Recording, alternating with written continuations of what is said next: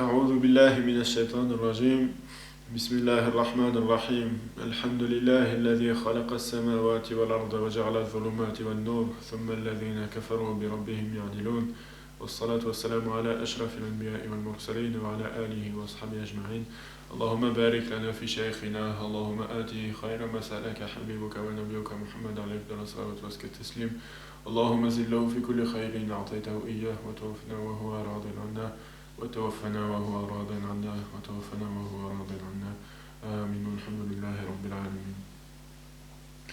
Poursuivant et pour terminer ce deuxième point du troisième fondement al-Hadra, c'est-à-dire où Sidna Sheikh radiallahu anhu parlait et évoquait le hal. Donc terminant, pour conclure avec cette citation cet extrait de l'ouvrage de Sidi Ahmed ibn Ajiba, de l'explication du sharh qui lui-même est un sharh de l'œuvre de l'imam al-Salaqusti. Donc l'imam al-Salaqusti qui dit en des vers qu'on a tenté de traduire au français, et le cheikh a certainement en cela, c'est-à-dire en le samar, des enseignements divers, étant donné qu'ils en ont fait un pilier de la voie. Il fut par ailleurs permis pour les ascètes et fut clairement recommandé pour les shuyukh. Et il est en revanche illicite, donc c'est du samar qu'il s'agit, pour les gens du commun, et auprès des shuyukh se trouvent les provisions spirituelles. Je dis, c'est-à-dire Sidi Ahmed ibn Ajiba qui commente ces vers, il dit donc, c'est-à-dire l'imam Salaqusti, auteur des vers, qu'Allah le comble de sa miséricorde, que les shuyukh, c'est-à-dire, il veut dire par là, l'arifouna billah, les connaissants par Allah, trouvent dans le samar différents arts, différents funun, des émancipations spirituelles, des rythmes et des balancements, des états et des effluves divines, et c'est pour cela qu'ils en ont fait un pilier à l'ombre duquel ils s'abritent, sans pour autant s'appuyer dessus, car il s'agit là d'une autorisation pour les faibles d'entre eux seulement. Tandis que les saints, les shuyukh spirituellement accomplis, n'en ont pas besoin du samar. Ainsi, quand on questionna l'imam al-Junayd radiallahu anhu à propos du samar et de son statut juridique, il répondit tout ce qui permet la réunion du serviteur avec son seigneur est permis, c'est-à-dire mubah.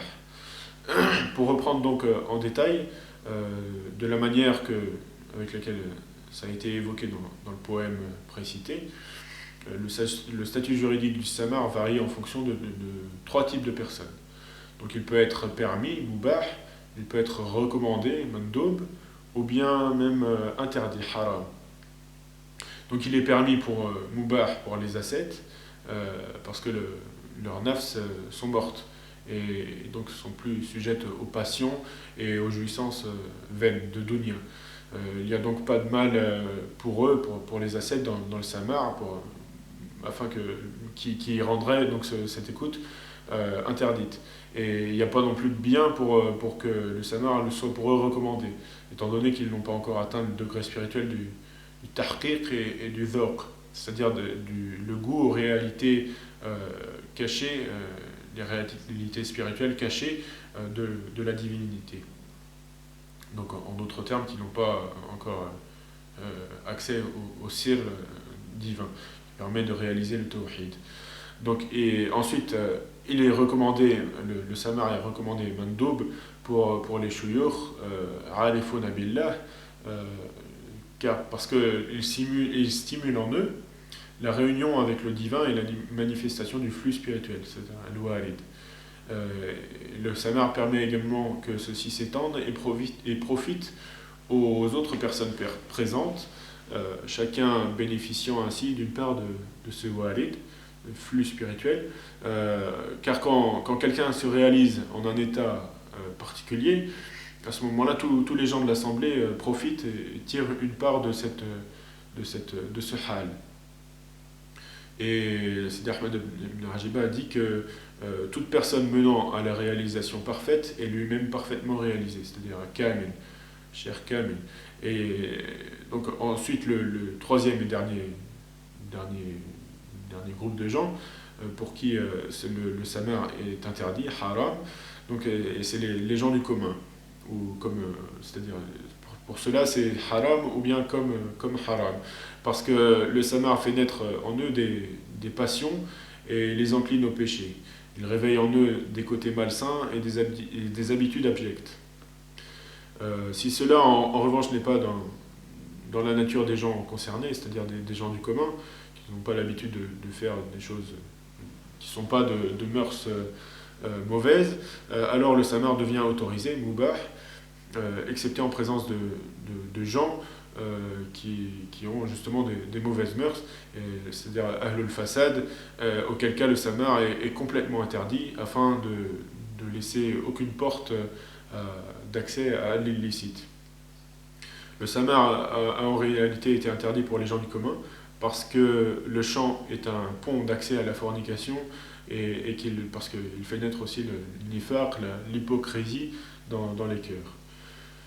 Et on a dit également que le samar est un vin que boivent les esprits, un vin spirituel que boivent les esprits, dans des verres, les verres que sont les oreilles, et sur des rythmes mélodiques, et chacun récolte en fonction de son intention. Et en cela, il cite le hadith qui dit l'eau de Zamzam est utile à ceux pourquoi elle est bue. Et on a dit aussi, celui qui participera au samar avec impiété deviendra impie, c'est ziddiq. Et celui qui participera au samar en recherchant la réalisation spirituelle, le tahqiq, se réalisera. Et si c'est l'amour suprême, ardent qui est évoqué, alors chacun sera rétribué en fonction de son intention.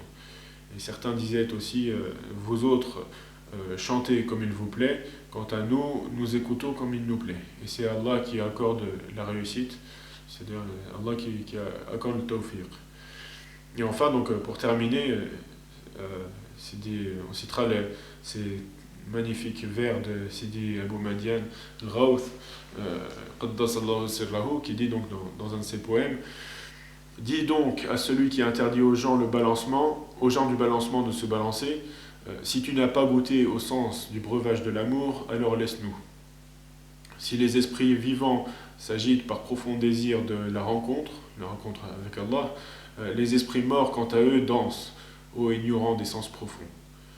Quand tu regardes l'oiseau dans sa cage, ô toi jeune garçon, au souvenir de son pays, c'est comme s'il se retrouvait dans une villa spacieuse. Il libère en gazouillant ce que renferme son cœur, et s'agite alors les membres, au sens propre comme au figuré. Et il danse dans sa cage par désir profond de la rencontre. Et s'il chante, alors même les esprits les plus sensés sont ébranlés.